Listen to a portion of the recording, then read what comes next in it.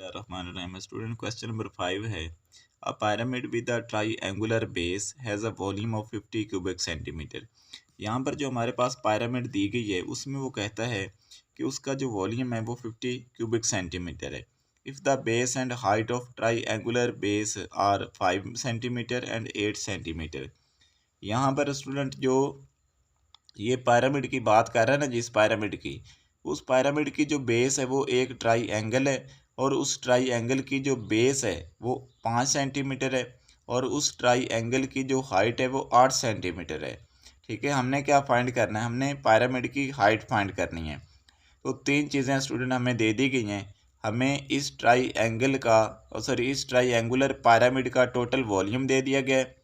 हमें इस triangular pyramid की जो ट्राईएंगुलर बेस है उस ट्राईएंगुलर बेस की यहाँ पर बेस दे दी गई है और यहाँ पर ये 8 सेंटीमीटर उसकी हाइट है। तो ये चीज़ें मैं नोट कर लेता हूँ और इसको मैं क्वेश्चन को सॉल्व करके आपको दिखाता हूँ। यहाँ पर मैं सबसे पहले लिख लेता हूँ वॉल्यूम ऑफ ट्राईएंगुलर pyramid जो हमें दिया गया है। वॉल्यूम ऑफ ट्राईएंगुलर pyramid कि जो ट्राईएंगुलर pyramid जिसकी वो बात कर रहा है क्वेश्चन में, उसका टोटल वॉल्यूम कितना हमें दिया गया। Triangular pyramid, volume of triangular pyramid, और वो स्टूडेंट वॉल्यूम हमें इस क्वेश्चन में दिया गया है 50 क्यूबिक सेंटीमीटर। तो वहाँ पर मैंने 50 क्यूबिक सेंटीमीटर लिख लिया। अभी हमें यहाँ पर कह रहा है कि इस ट्राईएंगुलर pyramid की जो बेस है ना वो एक ट्राईएंगल है और बेस में जो ट्राईएंगल मौजूद है उस ट्राईएंगल की बेस 5 सेंटीमीटर है और उस ट्राईएंगल की जो हाइट है वो 8 सेंटीमीटर है। ठीक है, तो यहाँ पर मैं लिख लेता हूँ बेस। ठीक है, बेस ऑफ ट्राईएंगल, बेस ऑफ ट्राईएंगल।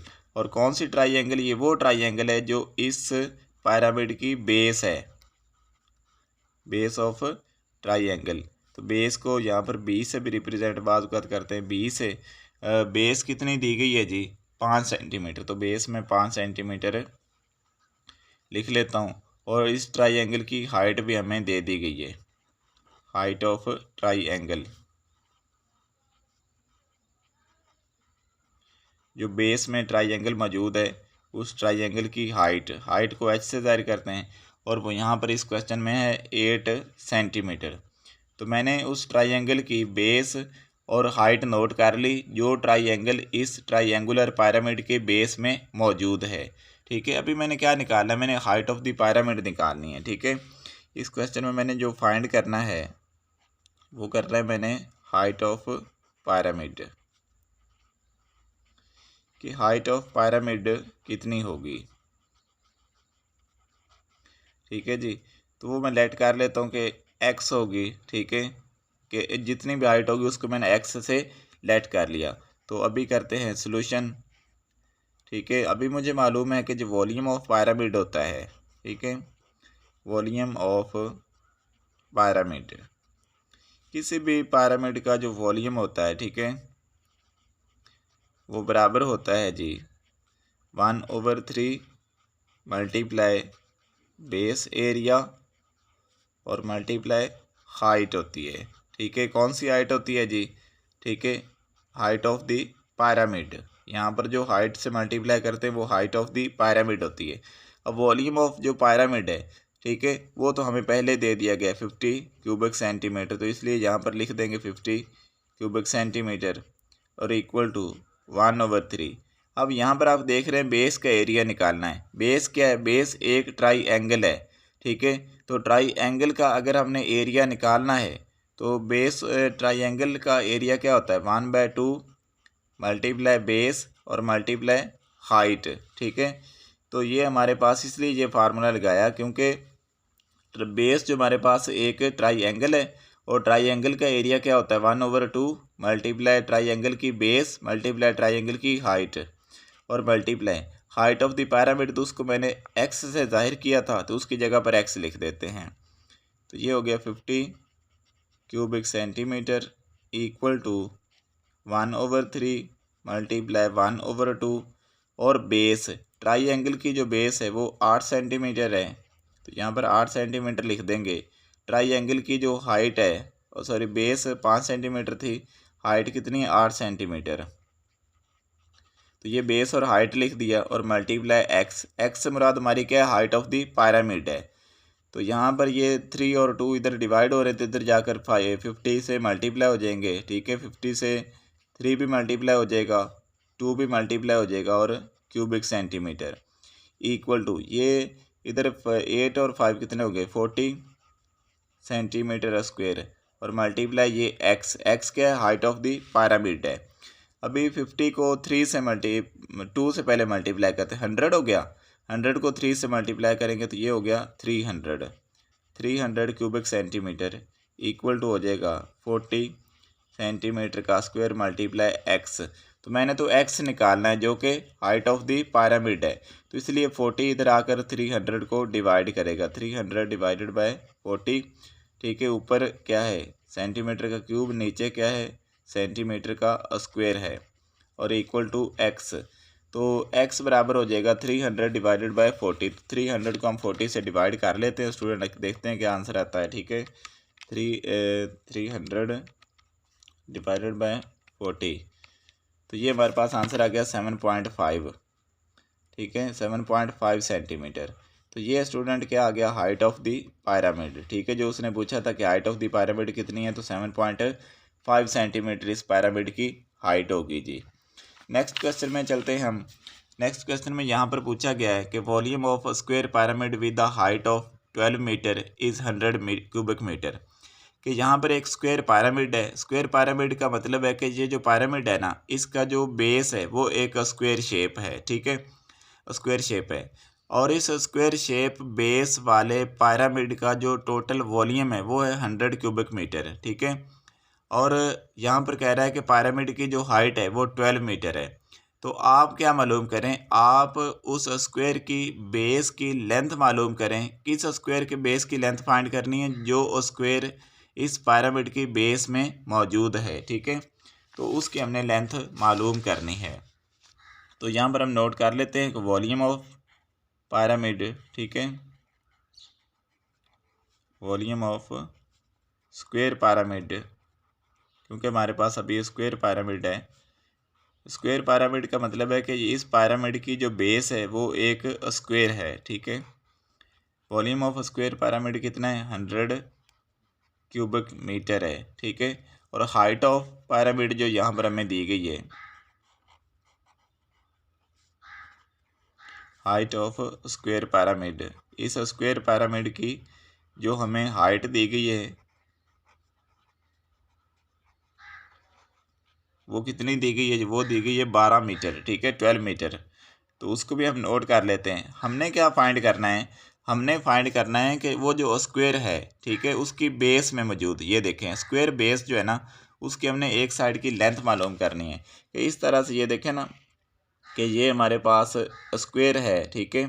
ये कौन सा स्क्वायर है, ये वो स्क्वायर है जो इस स्क्वायर बेस के स्क्वायर पिरामिड की बेस में मौजूद स्क्वायर है, ठीक है ना। तो इस स्क्वायर की हमने एक साइड की लेंथ निकालनी है। तो मैं लेट कर लेता हूँ कि इसकी एक साइड की लेंथ x मीटर है, ठीक है। दूसरी साइड की लेंथ भी x मीटर होगी, तीसरी साइड की लेंथ भी x मीटर होगी और चौथी साइड की लेंथ भी x मीटर होगी, क्योंकि ये एक स्क्वायर है, ठीक है। तो मैं यहाँ पर लेट कर लेता हूँ कि लेट लेंथ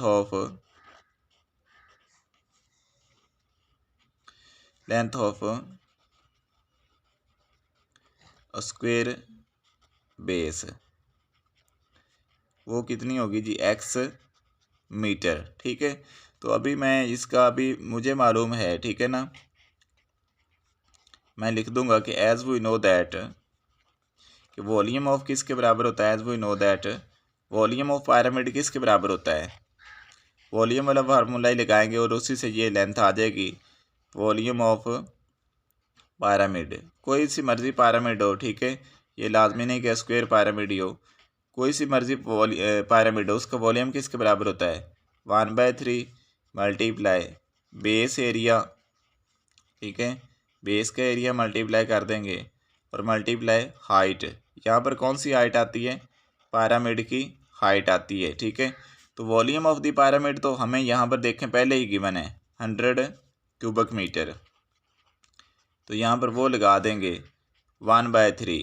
अब ये स्टूडेंट बेस का एरिया, अब देखें बेस क्या है, बेस है एक स्क्वायर, तो स्क्वायर का एरिया क्या होता है, यहाँ पर ये देखें बेस एक स्क्वायर है, तो स्क्वायर का एरिया यहाँ पर हम लिखेंगे, ठीक है। स्क्वायर का एरिया क्या होता है, स्क्वायर का एरिया होता है स्क्वायर की एक साइड की लेंथ मल्टीप्लाई स्क्वायर की दूसरी साइड की लेंथ। तो यहाँ पर स्क्वायर की एक साइड की जो लेंथ है वो तो हमें गिवन ही नहीं, वही तो हमने मालूम करनी है। तो इसलिए मैं यहाँ पर इसको लिख लूँगा x metre multiply x metre, क्योंकि हमें आम जो स्क्वायर होता है उसका एरिया जो होता है वो बराबर होता है लेंथ मल्टीप्लाई लेंथ, यानी एरिया। ये देखें स्टूडेंट, अब हमें मालूम है कि एरिया ऑफ स्क्वायर जो होता है ना, एरिया ऑफ स्क्वायर वो बराबर होता है एल स्क्वायर। एल स्क्वायर का मतलब होता है कि एक साइड की लेंथ मल्टीप्लाई दूसरी साइड की लेंथ। और तो यहाँ पर हमें किसी भी साइड की लेंथ मालूम नहीं है, हमने वो लेंथ निकालनी है। और वो लेंथ मैंने कितनी नोट कर ली थी, वो मैंने लेट कर ली थी x मीटर। तो इसलिए अगर मैंने ये जो मेरे पास एक स्क्वायर है, अगर इसकी एक साइड की लेंथ x मीटर है और इसका मैंने एरिया निकालना है, तो मैं लेंथ का स्क्वायर करूँगा। लेंथ का स्क्वायर करने का मतलब है कि एक साइड की लेंथ को मैं दूसरी साइड की लेंथ से मल्टीप्लाई कर दूंगा। तो यहाँ पर एक साइड की लेंथ कितनी है, x मीटर, तो ये एक स्क्वायर है, तो दूसरी साइड की लेंथ भी x मीटर होगी। Multiply height of the pyramid, तो पिरामिड की जो हाइट है, ठीक है, यहाँ पर वो कितनी है 12 मीटर, तो वो मैं यहाँ पर लिख दूंगा 12 मीटर। अब ये जो 3 है ये इधर डिवाइड कर रहा है, ये इधर जाकर मल्टीप्लाई हो जाएगा 100 metre cube multiply 3 x into x का स्क्वायर हो जाएगा और साथ मीटर का स्क्वायर हो जाएगा और मल्टीप्लाई 12 मीटर हो जाएगा। तो ये हो गया 300 क्यूबिक मीटर, क्योंकि 3 को 100 से मल्टीप्लाई करेंगे 300 हो जाएगा, इक्वल टू एक्स का स्क्वायर मीटर का स्क्वायर मल्टीप्लाई 12 मीटर। अब ये 12 मीटर इधर कर रहा है मल्टीप्लाई, इधर आकर 300 को डिवाइड करेगा, ऊपर मीटर क्यूब है नीचे मीटर है, इधर क्या बच गया एक्स का स्क्वायर मीटर का स्क्वायर। तो 300 को 12 से डिवाइड करके देख लेते हैं क्या आंसर आता है। 300 डिवाइडेड बाय 12, ये आंसर आ गया 25, ठीक है। मतलब कि 25 मीटर स्क्वायर बराबर हो जाए, क्योंकि मीटर का स्क्वायर बच जाएगा, तो यहाँ पर मीटर की पावर 3 है, यहाँ पर मीटर है, तो कटने के बाद मीटर का स्क्वायर बच जाएगा एक्स का स्क्वायर मीटर का स्क्वायर। तो यहाँ पर मुझे एक्स का स्क्वायर नहीं चाहिए, मुझे एक्स चाहिए, ठीक है। तो एक्स का स्क्वायर मीटर का स्क्वायर मैं इधर लिख लिया, 25 मीटर स्क्वायर इधर लिख लिया, इसको मैंने इधर कर दिया, इसको मैंने इधर शिफ्ट कर दिया। अभी मैं दोनों तरफ स्क्वायर रूट लूँगा, एक्स का स्क्वायर और मीटर का स्क्वायर, इधर इस तरफ भी स्क्वायर रूट और इस तरफ 25 मीटर का मैं स्क्वायर रूट ले लूँगा, ठीक है। तो यहाँ पर कट जाएगा, तो ये एक्स बराबर आ जाएगा जी, ठीक है 5 मीटर। मतलब ये जो हमारे पास स्क्वायर पिरामिड थी, उस स्क्वायर पिरामिड में जो स्क्वायर है उसकी एक साइड की जो लेंथ है ना, ठीक है, वो कितनी आ गई है 5 मीटर। तो ये स्टूडेंट इस तरह से ये क्वेश्चन सॉल्व हो गया है। अभी आई होप कि आपको समझ आ गई होगी। चैनल को लाइक और सब्सक्राइब लाजमी कर दिया करें। तब तक के लिए अल्लाह हाफिज़।